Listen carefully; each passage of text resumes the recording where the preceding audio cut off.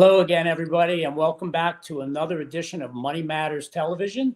My name is Steve Rosenberg from the GSD Group, where I provide corporate strategy, strategic planning, and philanthropic advisory to not-for-profits. I'm also author of the book, Make Bold Things Happen, Inspirational Stories from Sports, Business, and Life. New format today. I'm going to be hosting myself. We have a great guest, the founder of the Dream Capital Financial Group, Alexander Schultz. Welcome to the show, Alexander. Thanks, Steve. Thanks for having me. Yeah, thanks for being here. So let's get right into it. For those of you that are familiar with Money Matters, normally there's a co-host and we have a little conversation, but Alexander has so much to say and such good content that we're going to just jump right in. So why don't, Alexander, give the viewers a sense of what the Dream Capital Financial Group is, how you got started, and give everybody a sense of your motto, no family left behind, because that could be taken in a lot of different contexts in today's society. So tell us about you. Right. Yeah. Well, once again, thanks for having me on the show, Steve. Really appreciate this opportunity. Dream Capital, what we're all about is providing services that will eventually help someone increase their retirement income. It'll protect their family with coverage and leave generational wealth, right? That is our main goal. But the way that we do this is through financial literacy, financial education. We believe that there is a huge gap in financial literacy in this country. 70% of adults over 18 have never met with any financial advisor, right? Which is a pretty alarming rate, or alarming number, rather. What we do is we've been contracted with over 100 companies like Fidelity, Athene, Prudential, Nationwide, Transamerica, and we provide all sorts of retirement and insurance solutions. And the range of who we can help is very wide. Our youngest client is 10 months old, right? And our oldest client is a 7-year-old woman, right? So there's a wide range there. And really what our goal is to put people in a better situation, create peace of mind about their investments, and really being risk averse is what we preach here at Dream Capital. So when you talk about no family left behind, it doesn't matter their financial position, where they are geographically. You'll work with anybody. It's interesting to hear you talk about a 10-month-old. Obviously, that's good parenting by those parents, because you're not meeting with the 10-month-old. But they don't get all this type of education in school. I don't know what statistics you have, and I don't want to put you on the spot, but I find that most younger people, particularly newer entrants into the marketplace, sometimes don't even know how to write a check. And people still do write checks. So I think your point's taken about financial literacy, and I don't think that many people think about that. So what type of services do you provide within that realm of what you all do? Right. So in terms of, I'll address the first portion, no family left behind. We don't charge any fees. There's no consultation fees whatsoever. We will meet with anyone who wants to learn about their own finances, right? Because one, that helps us help more people. Now we've opened up a new market, right? Let's say we meet with someone who has literally $50 a month to save and invest.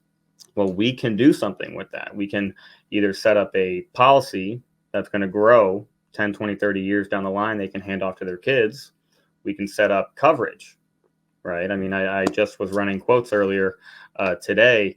A healthy 35-year-old can get $1 million of term coverage for $1.11 a day, right? Which is not a lot, right? You're spending 3-4 times that on coffee, right? And so our services, nowadays at least, our services include a wide range of retirement and insurance solutions. So I would say mainly 401k, IRA rollovers, locating old 401ks, IRAs, TSPs, pensions, moving those into indexed, fixed, and variable annuities. That's a big part of what we do. All forms of life insurance, term, whole, and cash value, which can be variable or indexed. That's really evolved over the years. We do estate planning, wills and trusts. We also do final expense, funeral concierge, and of course, college planning. Right. So that is kind of the main bread and butter of what we do. But there's still other services out there. Right. We work with 100 companies. So, for example, protecting a small business. with key person insurance. We're doing a buy-sell agreement. Let's say there's two business owners. One of those business owners becomes incapacitated, or they just can't work in the business anymore for health concerns or whatever the case may be. There has to be an agreement set up. What happens to the business after that? They're not just going to leave all their employees, right? And so that's another form of a service that we can provide. So when you talk about wills and estates, are you an attorney? Do you have attorneys on staff? Are you actually writing the wills and estates, or are you helping them from the financial perspective of ideas of transferring wealth and that sort of a thing? Yeah, but more so the latter. I'm not an attorney myself, but we do partner with attorneys all over the country. And depending on the state you're in, we can set you up with an attorney where we'll kind of combine our forces, work with you on the financial side, but also have the attorney take care of business on the estate planning side. Good. It's a great asset. So before we get to the reader question, I have one other question to sort of give some context. So why did you get on this journey? What is so important about financial literacy to you? A term, again, that I think that a lot of people don't think about. They certainly don't talk about. It's just assumed you're going to get a job, and you get handed all those paperwork from the HR person on your first day, and a lot of people don't know what life insurance even is. They've not been exposed to it. So how did you get on this? What got you interested in this? Right. No, great question. Well, and the HR example is very true. You'll get 30 pages of HR documents. Page 11 is your 401k, and you won't look at it for 3 years, right? You don't even know what it's doing, right? So that's a huge issue. But personally, I had an education at Elon University.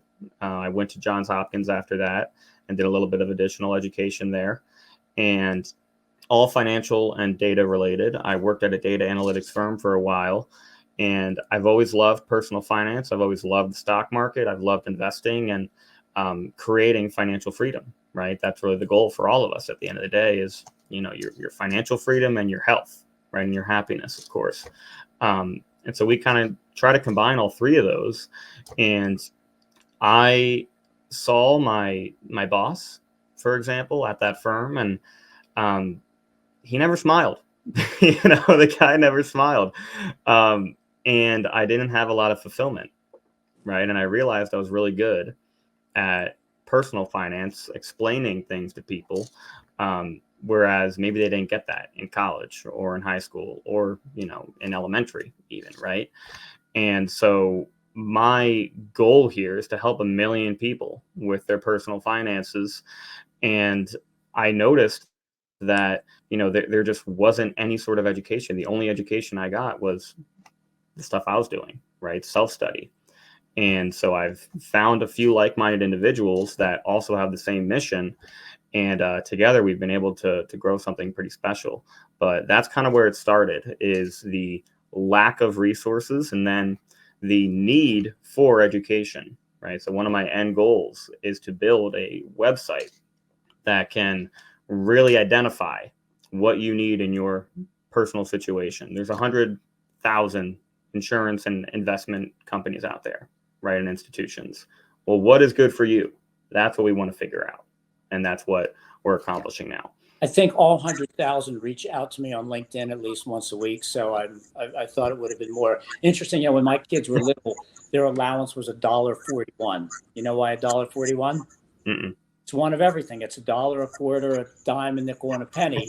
So they understood what the currency was, and we made sure, like, they had to 1 week put the nickel here and a penny there, and it gets them thinking. I don't know if that's the right way to do it or not, but it's never too early, and I'm really enamored with this idea of financial literacy. So before we go on, let's get to the question of the day. The question of the day today comes from Grace Marks in Philadelphia. Now, Alexander, what are some low-risk ways to invest money? Yeah, so there's a few out there. One of the ones that comes to mind is just a high yield savings account. Opening up a savings account, going on NerdWallet or Bankrate and reading what the top rates are and the historical performance of those companies, making sure they are healthy financially, and opening up a high yielding savings account where your money isn't earning 0.1%, but it's earning 4.5%, right? And sometimes even 5 and 5.25. That's one that comes to mind right away. Another one is dividends, right? Dividends are a huge way that the wealthy are able to kind of level out their investments. And in tumultuous times, they always can count on a dividend, a percentage of that stock being sent to them as a paycheck, right? So that's another, low risk way to invest money. But what we focus on a lot of is indexing, right? And so there's 3 ways your money can grow. It's fixed, right? 3%, 3%, 3%. Variable, right? Your 401k, your retirement accounts, brokerage accounts. And then there's indexed, right? Think about a staircase. It moves up like a staircase. It can't go down. It can only go up, right? It works between a range of, let's say, 0 and 10, 0 and 13%, depending on the company. And so a lot of the times when we meet with a 55-year-old, a 62-year-old, a 65-year-old, anyone really over the age of 50, they're in preservation mode, right? They don't know what the market is going to do. And so we present an indexed account that can either give them a paycheck, it can preserve their wealth, it can give them a death benefit bonus, a premium bonus, and that is really a great way to preserve wealth while also having some growth and upside potential. So I'd say between those 3, those are some very common ones. Of course, there's corporate bonds as well, right? But I know those returns aren't as high as some people might hope.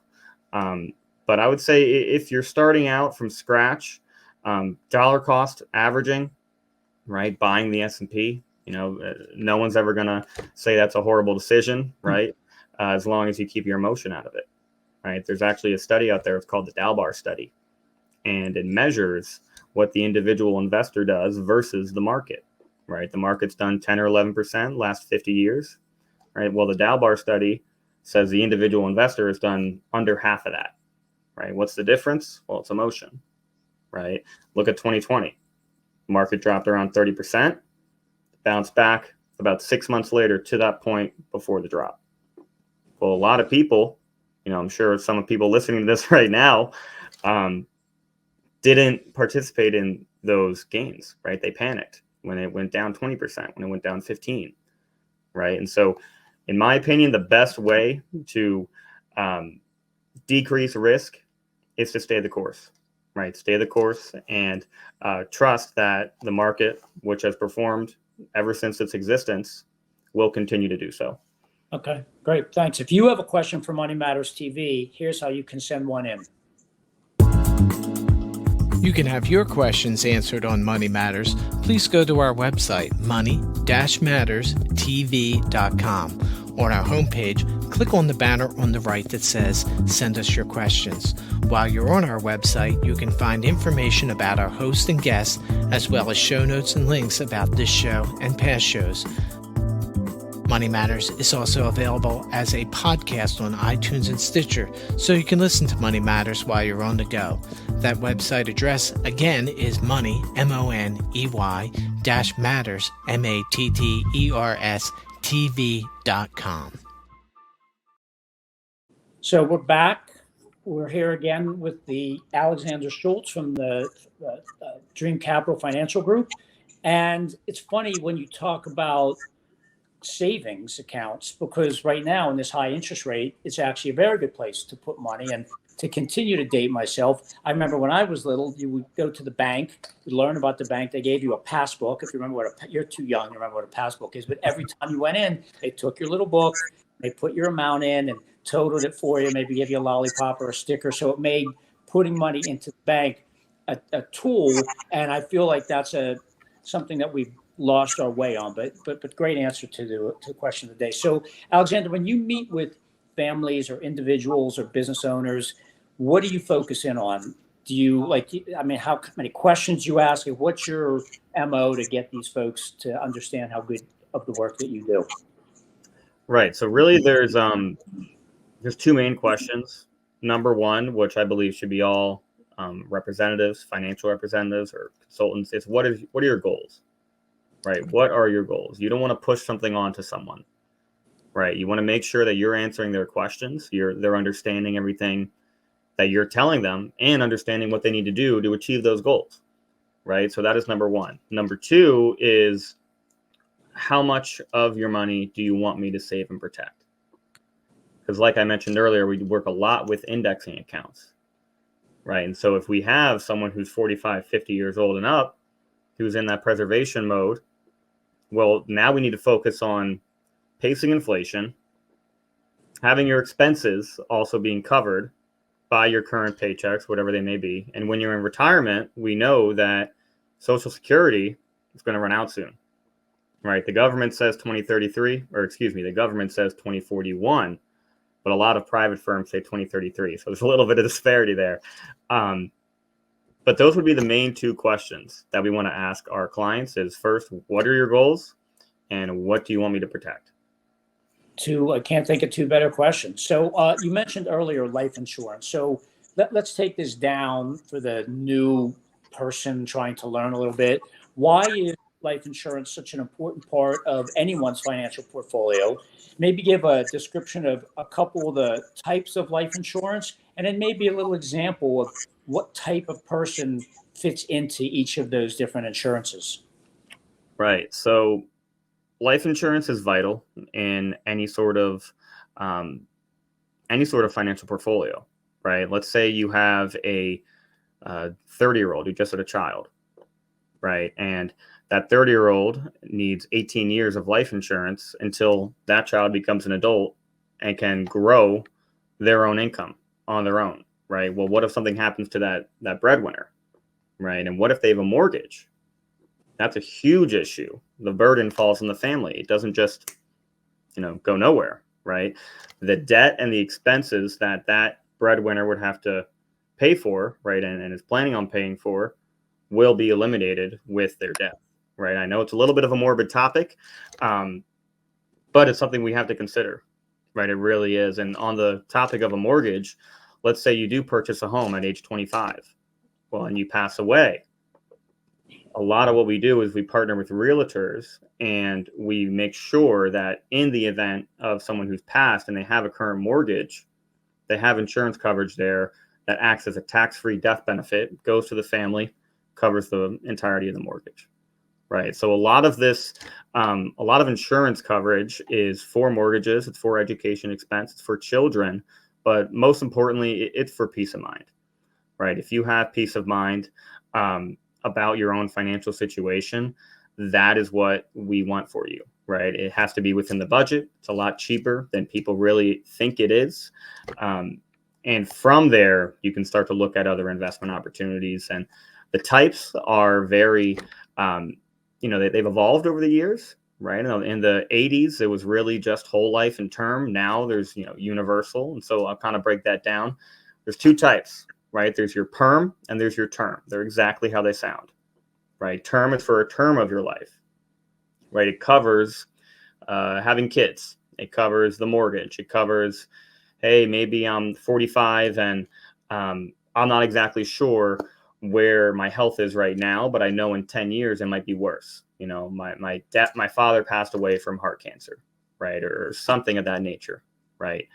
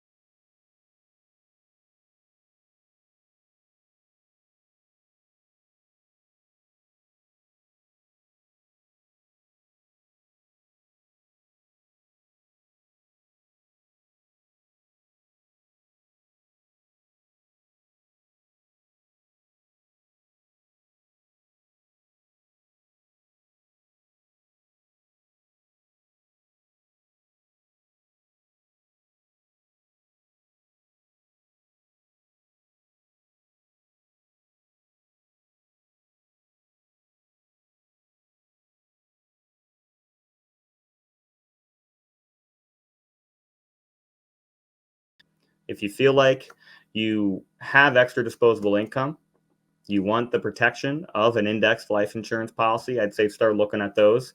If you have some great investments already going, right, but you want a little bit of protection, maybe you've got the mortgage, you've got children, you've got education expenses, look at a term policy. So it's interesting. I always say, Father, it's a morbid topic for sure, but Father Time is undefeated. It's our job to fight as hard as we can, but more importantly, be prepared when it is our time. And sadly, we all have our time. So, you talked a little bit, you mentioned an annuity in there very briefly. Why don't you give the audience a sense of what an annuity is and why it's so important? Right. So an annuity is simply a contract with an insurance company, right? That's all it is. There's two types, right? So let's say you have $100,000 in a 401k, right? You're wondering what to do with it. Well, the 401k isn't going to just start paying you paychecks, right? You utilize that, you try to utilize that on your own, right? If you don't really want to do it on your own, if you want someone else to help you create extra retirement income and preserve that wealth, what you do is you do a rollover, a tax efficient rollover into one of these annuity contracts, where an insurance company will grow, save, and protect your money for a period of 5, 7, 10, or 15 years, typically. And after that contract is up, you have full liquidity, right? So that's the catch. There's a surrender there. Now, during that surrender, your money is growing based on the stock market in an indexed annuity, right? In a variable annuity, it can go up, it can go down. In a fixed annuity, you might have 4%, 5%, right? But the whole idea behind an annuity is to protect your money, preserve your wealth, and what it can do is create a paycheck for the rest of your life or a period of time that you can utilize during retirement. We know that pensions have been really decreasing, right? From 1980 to 2008, private pensions went from 38% to 20% of all companies, right? So that's a big dip. And then Social Security, as we just mentioned, is running out. So that three-legged stool that everyone talks about, the traditional retirement, two of them are being gone by the wayside soon, right? And so we have to think about other ways to have preserved wealth that we can create into income streams where we're not running out of money at age 75, 80, 90. So great. We have about 4 minutes left, 4.5 minutes left. Why don't you mentioned a couple of times indexing and indexed annuities. So what's the differentiation there? Why are they important, and why should customers be focused in on the indexing? Right. So you mentioned the question of the day, I guess, was ways to save your money, safe ways. Right. That is one of the safest ways, right? There's a company called Athene out there.